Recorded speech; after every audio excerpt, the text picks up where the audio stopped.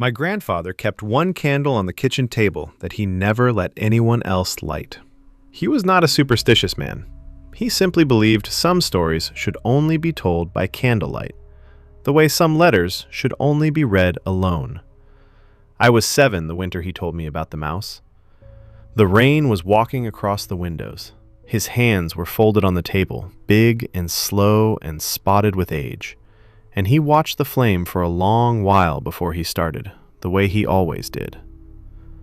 Long ago, he said, in a farmhouse not so different from this one, there lived a small gray mouse behind the wall of the kitchen.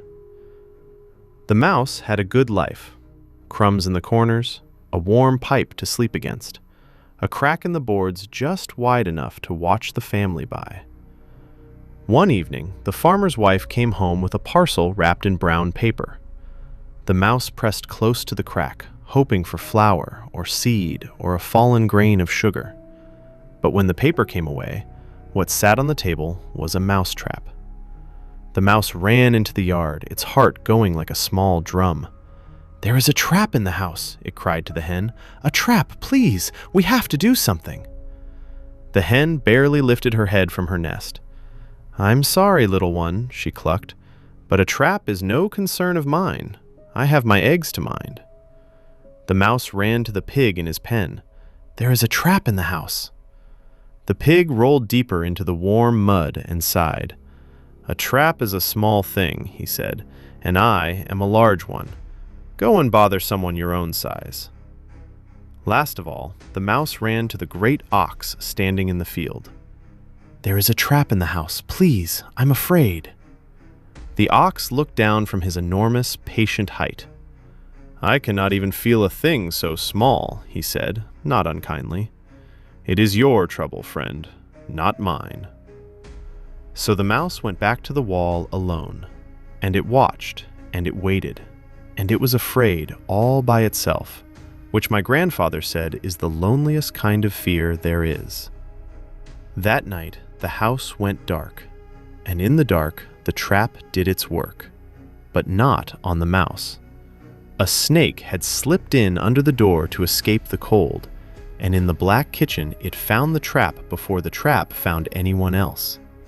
The metal closed hard on its tail, and the snake, frightened and hurting, struck out at the first warm thing that moved past it in the dark. It was the farmer's wife, come down for a cup of water. By morning, she was burning with fever. Now, my grandfather would lean in here and lower his voice. A sick woman needs broth. So the farmer went out to the yard, and the hen, the one who had her eggs to mind, was the first into the pot. The fever did not break. Word traveled, the way it did in those days, and neighbors came to sit with her through the long nights. To feed them all, the pig, the one too large to fear a small thing, was the next to go. And still she lingered, somewhere between the candle and the dark. And when the worst of the nights came at last, and half the village kept vigil in that little house, it was the great ox, the one who could not feel a thing so small, who fed them at the end. She lived, my grandfather always said, firmly, so I would not be afraid. She lived, but the farm was very quiet after that. The hen's corner was empty. The pen was empty. The wide green field was empty.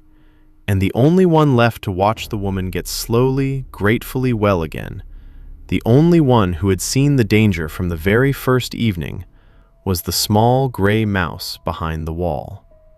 I asked him then, because I was 7, and 7-year-olds always ask, "But Grandpa, what happened to the mouse?" He smiled, and the candle moved in his eyes. "The mouse did the only thing it could," he said. "It kept watch. It listened. And for the rest of its small life, whenever it heard another creature crying that it was afraid, it never once said, 'That is not my trouble.'" I did not understand him that night. I thought it was a story about a mouse. It took me 40 years to understand it was a story about a man, about him, about the way he would stop on the road for any stranger's small trouble, about the way he sat up all night with the neighbors nobody else would sit with, about the way he never, in his whole long life, said the words, "It is not my problem."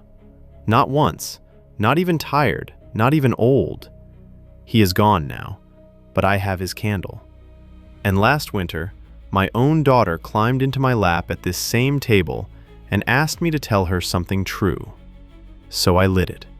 And I began the way he always began. Long ago, in a farmhouse not so different from this one, because this is the thing he wanted me to carry, and the thing I want to leave with you here in the quiet. No trap is ever only for the mouse.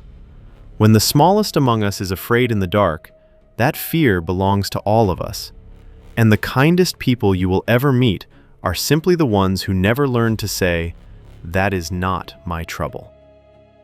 So if a small voice calls out to you tonight, frightened of something you cannot quite see, light the candle, pull up the chair, sit down, and listen. No trap is ever only for the mouse.